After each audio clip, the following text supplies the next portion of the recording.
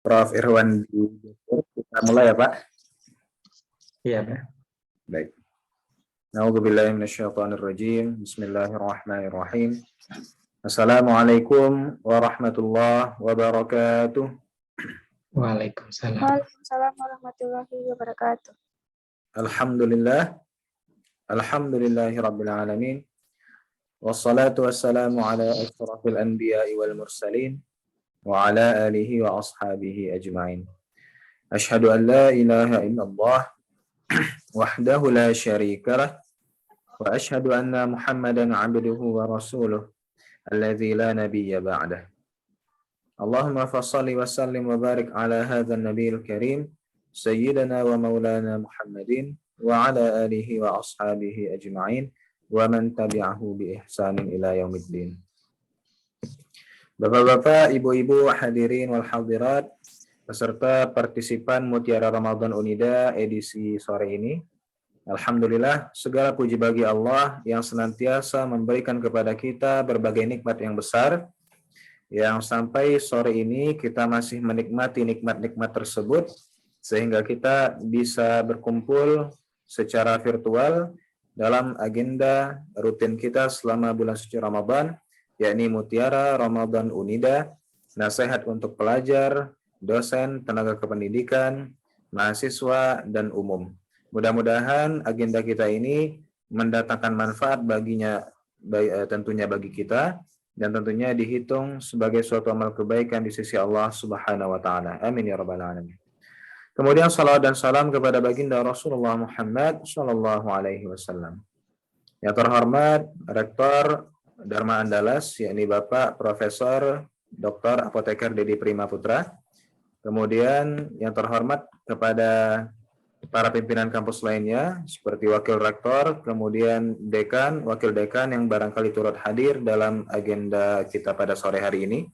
Seterusnya kepada para ketua jurusan, ketua prodi, para dosen, para mahasiswa, dan umumnya kepada seluruh peserta partisipan Unida, partisipan Mutiara Ramadan kali ini.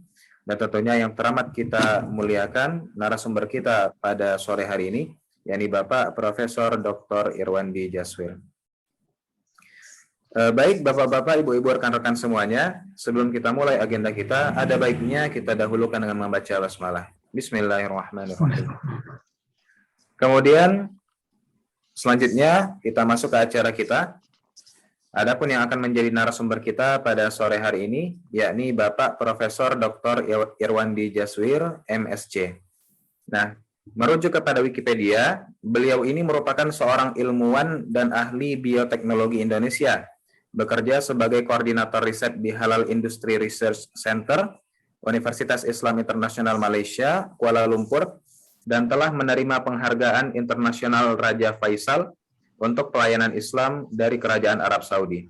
Beliau adalah orang Indonesia kedua yang menerima penghargaan tersebut setelah Muhammad Nasir pada tahun 80.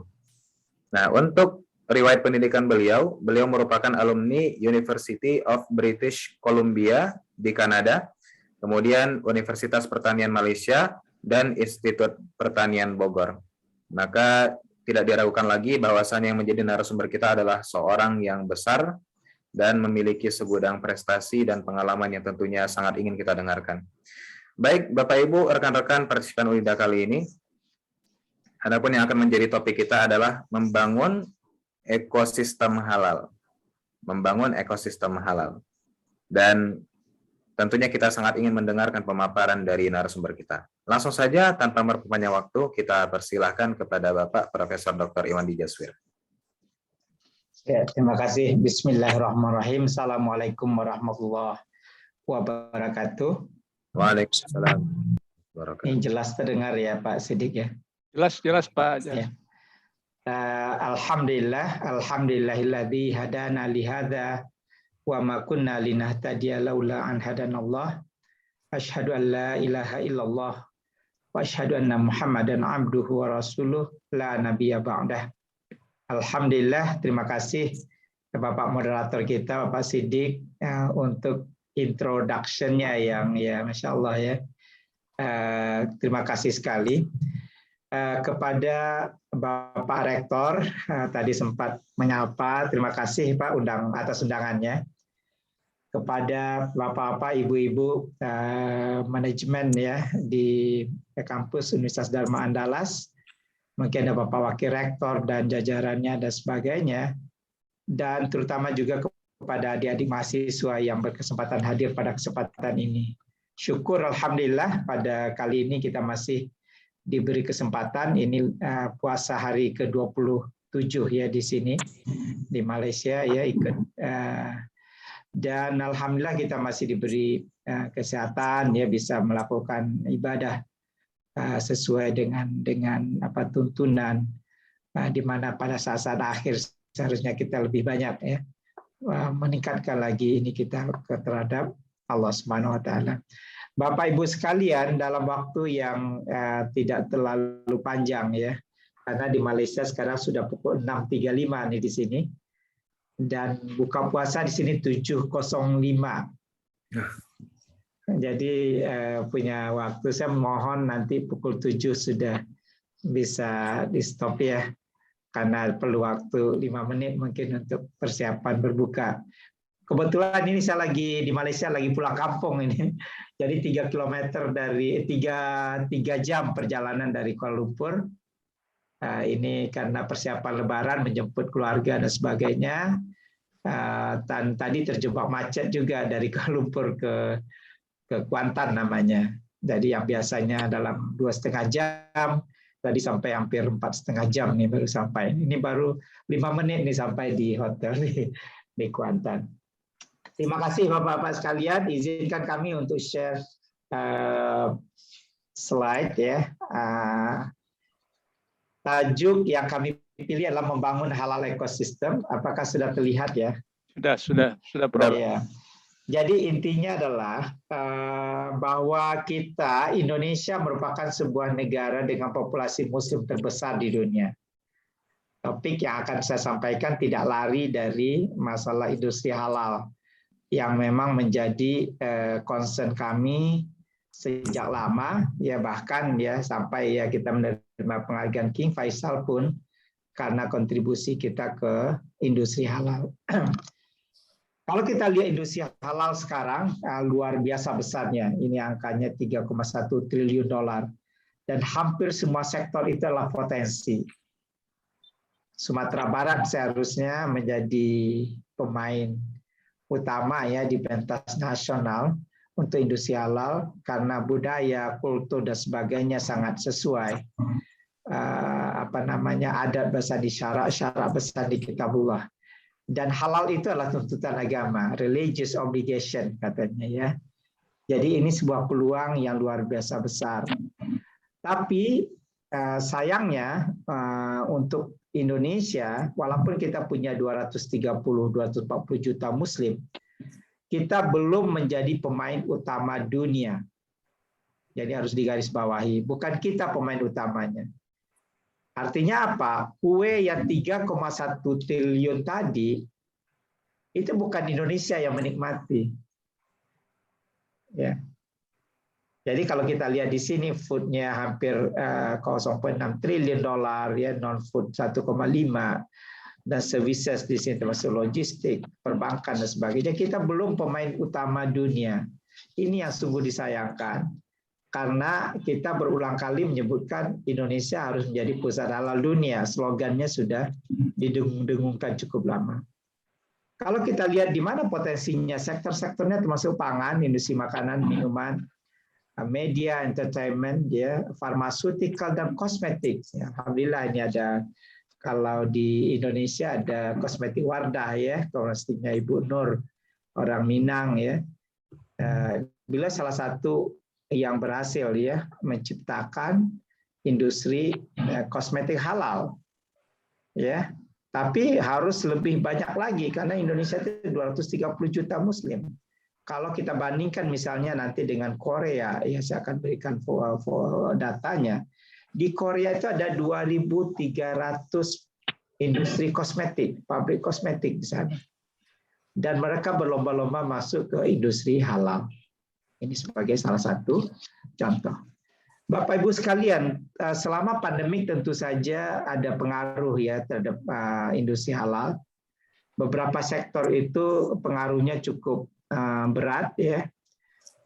Namun beberapa sektor malah tidak ada pengaruhnya atau pengaruhnya cukup sedikit ya. Misalnya pangan dan obat-obatan. Kenapa? Karena dalam kondisi apapun orang perlu makan yang halal tentunya dan perlu obat-obatan. Nah, inilah satu lagi potensi yang juga perlu kita ambil perhatian ya. Karena kalau berbicara tentang farmaseutikal di Indonesia ini kita belum siapa-siapa. Kita masih impor dalam jumlah yang signifikan secara besar-besaran. Ya. Industri farmasi kita itu masih sangat lemah. Ya. Ini kita belum bicara masalah kosmetik, ya, farmaseutikal dan lain sebagainya. Kenapa? Karena sekarang industri halal itu sudah ada perubahan paradigmanya. Yang selama ini orang melihat industri halal itu tidak lebih dari makanan dan minuman semata-mata. Tapi sekarang justru yang meningkat atau emerging itu adalah kosmetik, personal care, healthcare products, ya, produk-produk kesehatan. Kemudian tourism, ya, pariwisata ini sangat-sangat sesuai untuk Sumatera Barat, dan modest fashion, dan juga ini tentu sesuai untuk Sumatera Barat ya. Halal dilihat sebagai gaya hidup, jadi bukan lagi domainnya orang Islam semata-mata. Bahkan banyak pelaku-pelaku bisnisnya justru non-Muslim. Ya. Halal dianggap sebagai gaya hidup, sebagai contoh. 65% daging halal dari Selandia Baru itu diekspor ke negara-negara non-Muslim. 65%. Ini saya bicara langsung dengan chairman-nya ya dalam sebuah kesempatan. Lalu dua negara pengimpor industri halal, dua negara pengimpor produk halal dari Malaysia itu adalah negara-negara non-Muslim, Cina dan juga Inggris ya. Dalam 20 negara pengimpor produk halal Malaysia, hanya 5 yang negara Islam, mayoritas Muslim, ya. Sedangkan yang sisanya bukan. Ini artinya adalah produk halal itu asalkan berkualitas itu akan menjadi menarik ya untuk siapapun, termasuk oleh saudara-saudara kita yang non-Muslim. Ini sebagai gambaran saja, kami pernah diundang di gedung DPR-nya Korea, ini gedung parlemennya, National Assembly Building di Korea Selatan, di mana kami diminta bicara tentang daging dan ayam halal.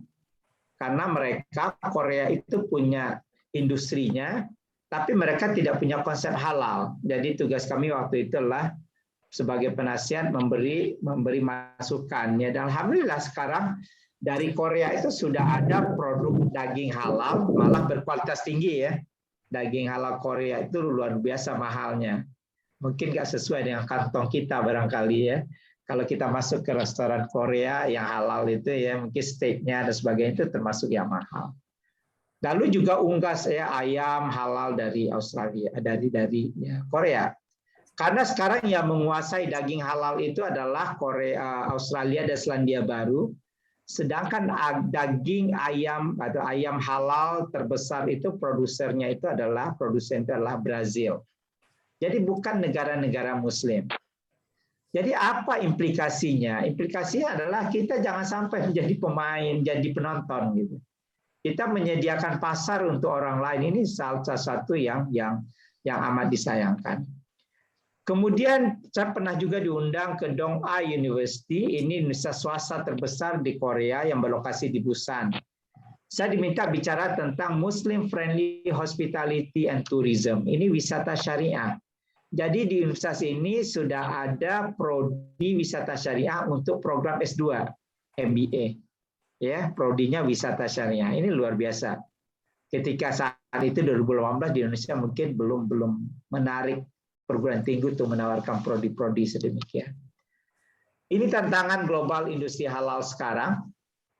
Halal bisnis yang luar biasa besarnya. Kemudian populasi Muslim yang sampai 2 miliar. Dan daya beli ya masyarakat Muslim yang juga turut meningkat. Kami tadi menyebutkan di Korea itu ada 2.300 pabrik kosmetik, perusahaan kosmetik. Ini luar biasa. Dan mereka level kosmetik pertama Korea itu sudah buka cabang di Kuala Lumpur, di Johor Bahru ya di Malaysia. Mereka buka pabrik. Mereka siap-siap ya untuk membanjiri pasar Malaysia, pasar Indonesia dan lain sebagainya. Untuk mereka tidak begitu susah ya karena dengan budaya Korea ada K-pop, drama Korea dan sebagainya itu lebih mudah masuk.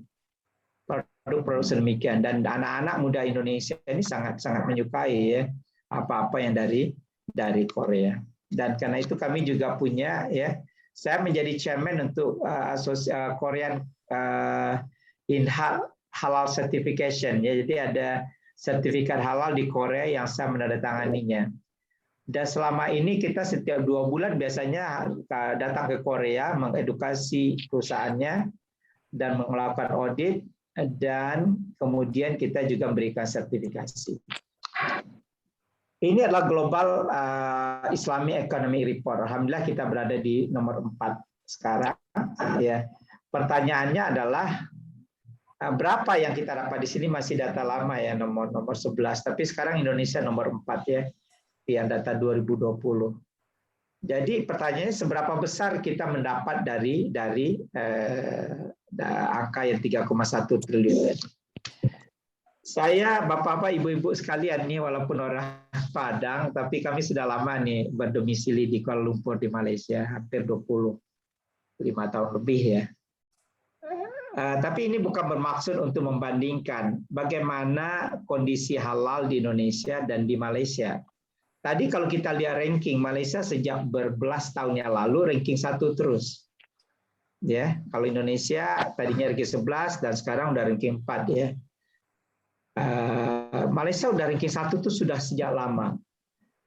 Apa yang membedakan dari pengamatan kami yang sudah puluhan tahun juga tinggal di sini?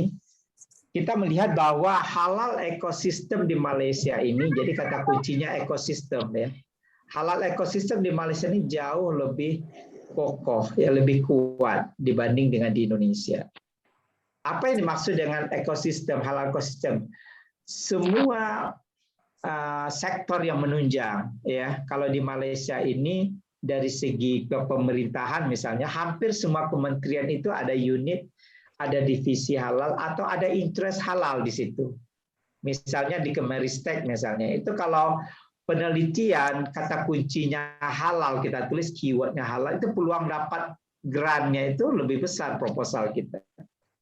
Ini yang saya sebutkan dengan ekosistem halal. Kementerian Pendidikan Tinggi misalnya semua perguruan tinggi itu dipilih ya, perguruan tinggi tertentu menawarkan prodi halal dari diploma sampai S3.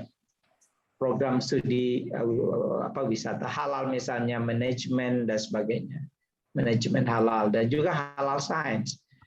Dan secara total lebih dari 300 agensi pemerintah di Malaysia ini terlibat dengan halal. Jadi ini yang saya sebutkan kenapa kita harus meningkatkan ekosistem halal. Karena Bapak Wakil Presiden kita mencanangkan Indonesia harus jadi pusat halal dunia. Untuk mencapai pusat halal dunia tidak mungkin tiba-tiba ya satu malam jadi, ya. Tapi harus membangun ekosistem secara menyeluruh. Apa yang saya rasakan sekarang di Indonesia dari observasi kami juga yang terlibat dengan beberapa inisiatif dengan pemerintah, di kita itu masih jalan sendiri-sendiri itu banyak. Artinya masih sektoral, masih in silo ya kata orang barat, in silo. Jalannya sendiri-sendiri. Tidak menyatu gitu ya, tidak menyatu. Ya walaupun sekarang alhamdulillah ya sejak adanya KNEKS sekarang sudah kondisinya sudah jauh lebih baik. Tapi kita masih perlu banyak lagi untuk memperkuat ekosistem kita. Jadi ekosistem yang ada di Malaysia mulai production, services, infrastruktur, human capital, government support ini sangat saling mendukung. Dan inilah yang menjadikan mereka nomor 1 untuk waktu yang cukup lama. Apa yang saya perhatikan lagi misalnya kita kekurangan inisiatif ya, ekosistem kita itu kurang inisiatif. Misalnya perguruan tinggi bikin riset ya udah habis di riset, tidak ada follow up-nya oleh industri. Ini berbeda misalnya dengan di Korea ya. Saya melihat di sini ada satu desa di sini. Di Korea di desa tersebut ada jeruk nipis. Ya. Jadi 400 petani ada di situ semuanya nanam jeruk nipis saja. Jadi mereka nggak ada yang lain-lain. Ya, dan itu cuma berlaku 6 bulan ya, karena 6 bulan berikutnya tidak sesuai iklimnya ya, karena musim. Tapi oleh pemerintah mereka disediakan biofermentor. Ini bapak-bapak, ibu-ibu yang orang kimia atau biotek ngerti ya, ini biofermentor yang siap memfermentasi, yang merubah karbohidrat dari jeruk nipis ini menjadi alkohol, kemudian difermentasi lagi menjadi cuka. Jadi tugas kami waktu itu memastikan bahwa mereka tidak terhenti di alkohol. Ya, kalau terhenti alkohol menjadi haram. Tapi prosesnya harus berlanjut terus menjadi cuka. Dan Bapak-bapak, Ibu-ibu sekalian, cuka dari desa ini diekspor ke 43 negara muslim, Masya Allah. Perhatikan ya, 43 negara muslim. Saya sempat bertanya dengan CEO-nya, ini kenapa yang diincar negara muslim? Mereka bilang, dalam hadis ya, dalam hadis itu disebutkan cuka itu adalah bermanfaat. Ada nilai kesehatannya. Rasulullah menyebutkan ya, one of the remedies kata Rasulullah ya, salah satu obat itu adalah cuka. Jadi bayangkan Bapak Ibu ya, yang membaca hadis itu ternyata orang Korea, orang non-Muslim. Dan mereka yang membuat bisnisnya. Ini yang saya sebutkan kita kekurangan inisiatif. Dan inisiatif itu adalah salah satu bagian dari ekosistem tadi. Begitu juga dengan Jepang. Sejak 2013 mereka begitu semangat membangun ekosistem halal. Ya, kami biasanya setiap 6 bulan dulu sebelum Covid ke Jepang. Dan setiap kita melaksanakan training di Jepang itu lebih 400-500 orang hadir. Ini sampai rektor kami bilang, Pro Irwandi hati-hati kalau ke Jepang, karena mereka semua disalin di kopi, dan bisa-bisa nanti berapa tahun lagi kita belajar halalnya ke Jepang lagi ya.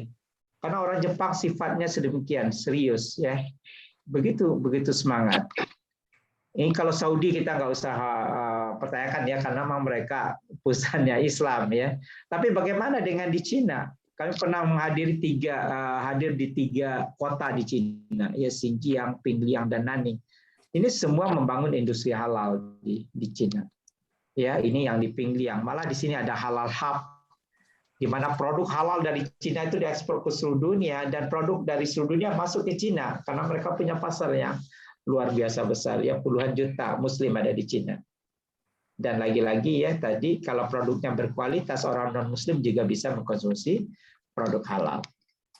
Di Taiwan, negara yang kecil ya, tapi mereka juga membangun industri halal. Perikanan, pertanian, dan lain sebagainya. Bapak Ibu sekalian, menyinggung sedikit mengenai apa yang menjadi isu di industri halal.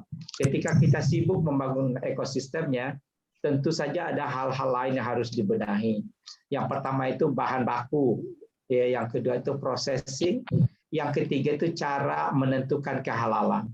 Jadi ini kalau Universitas Dharma Andalas membangun halal center misalnya, mungkin yang 3 ini jangan sampai dilupakan, karena ini adalah intinya yang menjadi persoalan sampai sekarang di kebanyakan negara Muslim. Misalnya dari material, kalau dari bahan babi saja, ini hampir bagian dari babi ini sudah dipakai di industri. Saya kebetulan S1-nya teknologi pangan dan tahu persis bahwa ada 700 food additive, ya, bahan tambahan makanan yang digunakan oleh industri. Ini kalau kita tidak hati-hati bisa termakan dan sebagainya, ya. Apalagi kalau kita sedang traveling ke keluar. Termasuk misalnya dari bulu babi. Bulu babi itu dipakai untuk diekstrak ya, cysteinnya. Ini asam amino ya. Dan cystein itu dipakai untuk industri bakery ya, biar adonannya itu mengembangnya bagus ya. Kemudian yang paling utama tentu skin ya, dari tulang dan kulit babi itu dipakai sebagai bahan baku gelatin. Dan bahan baku gelatin dari babi itu menguasai hampir 70% gelatin dunia sekarang. 70% ya. Yang kita tahu gelatin itu dipakai di hampir semua produk ya, produk makanan, produk consumer products ya, seperti kosmetik dan kapsul ya untuk obat-obatan. Ya, ini titik-titik kritis turunan-turunan babi ini yang luar biasa kritikal untuk kita, gitu ya. Karena itu kita harus lagi-lagi harus memperkuat, ya. Saya pernah berkunjung ke sebuah tempat di Jepang, di Hiroshima. Mereka misalnya untuk bahan baku kosmetik, ya, bahan baku kosmetik itu ada bahan anti aging, ya, bahan anti aging. Jadi biasanya ini kalau ibu-ibu tahu ini, ya, bahan anti aging seperti ini biasanya dari binatang, ya, dan hati-hati di sini, ya, karena biasanya import. Saya belum pernah menemukan yang ini yang produk Indonesia, ya. Kemudian gelatin dari unta, kami pernah buat riset di Saudi Arabia, dan mereka insya Allah akan membangun pabriknya, ya. Indonesia tidak punya pabrik gelatin yang besar, ya Bapak Ibu, ya. Walaupun kita punya bahan-bahan material lain, misalnya dari sapi, kambing dan sebagainya, tapi kita tidak punya industri gelatin yang besar. Indonesia impor ratusan miliar per tahun, ya, untuk gelatin.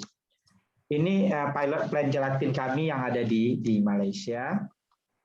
Kemudian ini sebagai contoh lagi, riset yang kita buat adalah mengganti enzim, ya, enzim untuk membuat keju misalnya. Biasanya enzim buat keju itu diambil dari usus anak sapi, namanya renin.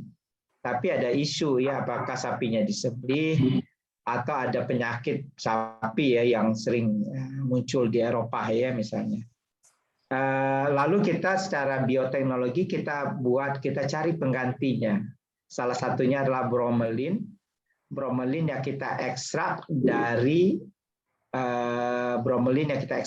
nenas. Ya, kita ambil DNA-nya, lalu kita pindahkan ke mikroba.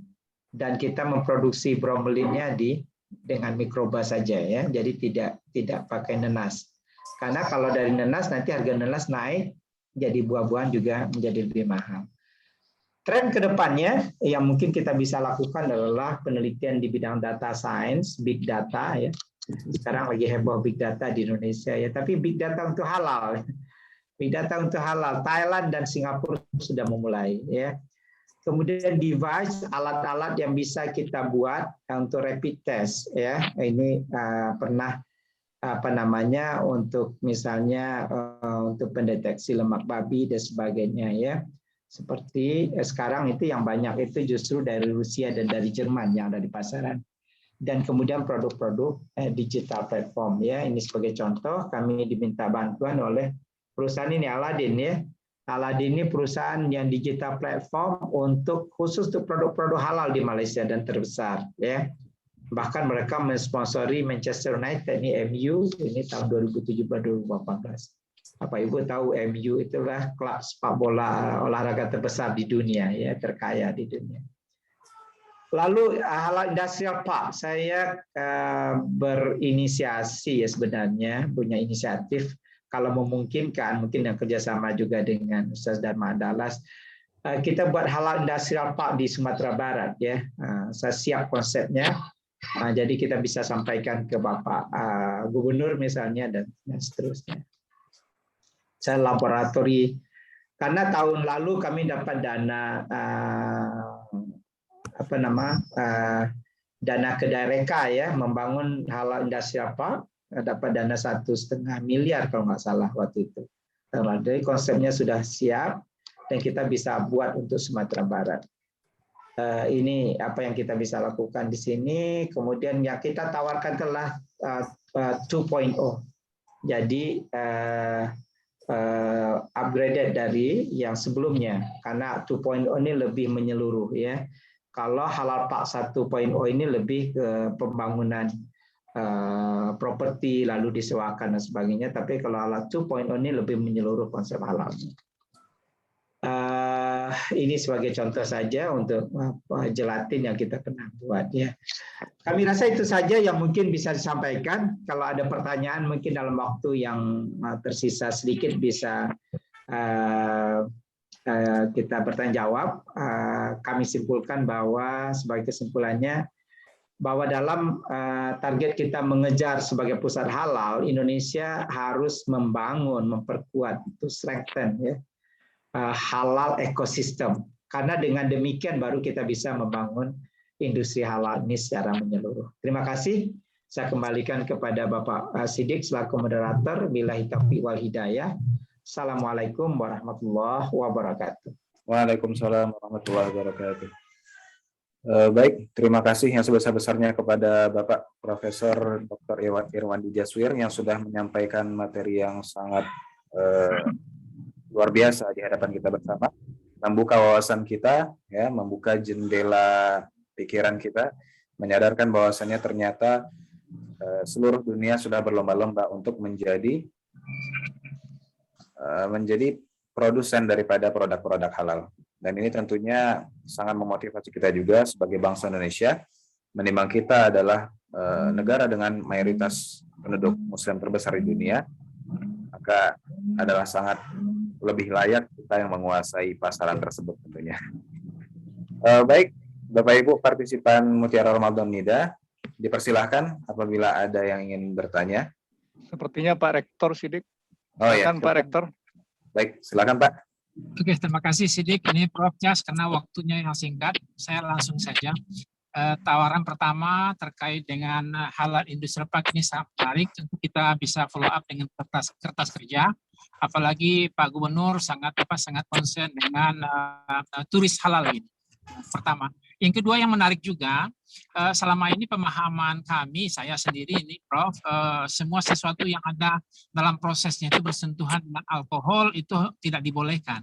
Nah, ketika tadi ada kulit jeruk, ada karbohidrat di hidrolisis atau difermentasi, interfasnya ada alkohol dan diteruskan menjadi katakanlah kalau di anggur kan vinegar ya, kalau dari tadi ada cuka.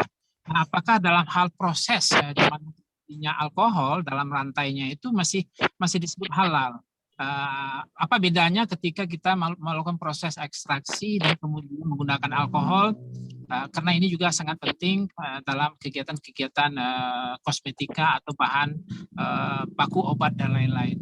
Jadi yang mana yang benar nih Prof? Apakah boleh ketika dalam prosesnya itu bersinggungan dengan alkohol dan di mana alkoholnya tidak ada lagi, kemudian masih disebut dengan proses halal? Demikian Prof, terima kasih. Iya, langsung sejawab ya Pak Siddiq. Iya.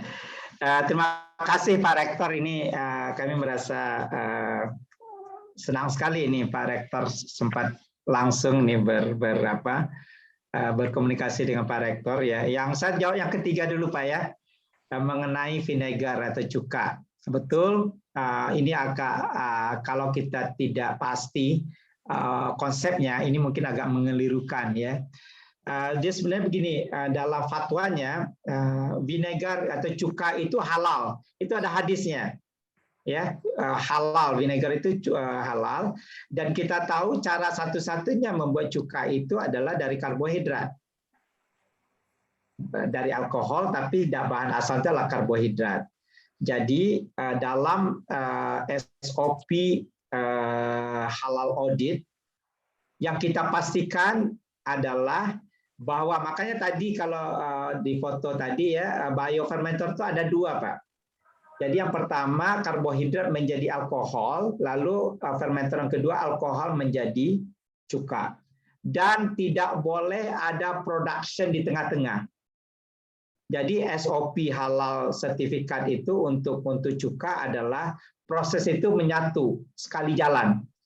Bahkan kalau di negara-negara Timur Tengah ini lebih ketat lagi Pak. Misalnya total fermentasi untuk 2 fermentasi ini keseluruhannya 21 hari misalnya. Itu hanya bisa dibuka pada saat hari ke-21 Pak. Nah, jadi tidak boleh di tengah-tengah. Nah, jadi itu prosesnya. Yang kedua, memproduksi cuka dari alkohol yang tidak laku itu haram hukumnya. Jadi memproduksi misalnya di Malaysia, contohnya di sinilah. Di sini misalnya perusahaan-perusahaan ini nggak laku nih birnya atau wine-nya nggak laku, lalu dirubah, dijual lagi ke perusahaan cuka, itu tuh hukumnya haram karena dari awalnya bir dan cuka itu adalah haram, jadi tidak boleh. Nah, jadi seperti itu, udah ada aturannya, udah ada SOP-nya, baik fatwa di Indonesia, fatwa di Malaysia maupun di Timur Tengah. Jadi audit halal itu memastikan proses itu satu sejalan ya Pak ya. Ini untuk jawaban yang ketiga. Yang pertama, tentu saja kami mendukung Pak ya, siap berkolaborasi istilahnya. Insya Allah kalau Pak Rektor mendukung, alhamdulillah sekali. Saya punya konsepnya dan sekarang saya lagi mengerjakan konsep untuk kawasan industri halal di NTB. Baru 2 hari lalu saya meeting juga mau buka puasa juga meetingnya dengan Bapak Gubernur, Kepala Dinas, malah juga ada Bapak Wakil dari Investment Kemenko Malves ya, dari office-nya Pak Luhut. Ya, ada wakil juga. Jadi saya diminta ke NTB, saya belum berani Pak, karena kalau pulang balik dan sebagainya karantinanya agak ribet sekarang. Jadi saya online dan saya lagi menjalankan itu ya, amanah membuat konsep kawasan industri halal di NTB sekarang. Jadi mungkin Pak Rektor bisa ada ada channel ke Pak Gubernur ya, mudah-mudahan nanti bisa tersampaikan ya. Kita siap untuk mendukung. Terus terang, tourism betul sekali Pak. Saya melihat bahwa Sumatera Barat ini sangat sayang ya kalau nanti tourism kita itu tidak dibangun secara utuh, tourism halalnya. Bukan berarti kita tidak punya, bukan. Tapi maksud saya adalah dengan adanya, kalau kita betul-betul membangun industri wisata halal, kita harus membangun termasuk juga framework-nya, peraturannya, undang-undang dan sebagainya. Karena kalau di Malaysia, undang-undang wisata syariah ini office kami yang mendraftnya, Pak. Jadi kita yang membuatnya dulu, ya. Dan ini yang dia pakai oleh Kementerian Pariwisata di Malaysia. Sekali lagi kita siap berkolaborasi juga, seandainya ini memang bisa menjadi masukan untuk pemerintah daerah. Itu saja Pak Rektor tanggapan kami. Terima kasih. Terima kasih banyak Prof. Ya, sama-sama Pak Rektor. Baik, terima kasih kita ucapkan pada Bapak Profesor Irwandi Jaswir atas jawabannya. Dan sepertinya karena waktu, saya pikir kita sudah sampai kepada penghujung acara kita. Sekali lagi terima kasih tentunya kita ucapkan kepada Bapak Profesor Irwandi Jaswir yang sudah menyampaikan materi yang sangat berharga dan luar biasa dan membuka wawasan kita. Suatu kehormatan tentunya dan suatu kebahagiaan bisa mendengar langsung materi dari beliau, apalagi saya pribadi yang langsung memoderatori acara ini. Nah, mudah-mudahan yang beliau sampaikan bisa memberikan manfaat yang besar bagi kita, juga bagi bangsa kita, dan tentunya menjadi amal jariah bagi beliau. Amin ya rabbal alamin. Amin ya rabbal alamin. Baik, Bapak Ibu yang dirahmati Allah, sebelum kita tutup agenda kita, izinkanlah kami menyampaikan bahwasanya Universitas Dharma Andalas sudah membuka pendaftaran mahasiswa baru untuk tahun 2022-2023, yang itu bisa diakses melalui spmb.unida.ac.id. Pendaftaran sudah kita mulai sejak tanggal 14 Maret kemarin, dan tentunya akan kita buka hingga menjelang perkuliahan akan dimulai September mendatang. Mari bergabung bersama keluarga besar Universitas Dharma Andalas. Baik Bapak Ibu yang dirahmati Allah, kita tutup agenda kita dengan membaca hamdalah. Alhamdulillahirabbil alamin. Alhamdulillah. Terima kasih Pak Prof. Ya, selamat berbuka. Ya, terima kasih. Ya, salam semuanya sama-sama dari kami dari Dharma Andalas. Terima kasih Pak Idwal undangannya. Ya, ini izin live. Iya, izin pamit ya Pak ya. Ya, sama-sama Pak. Iya, assalamualaikum. Assalamualaikum.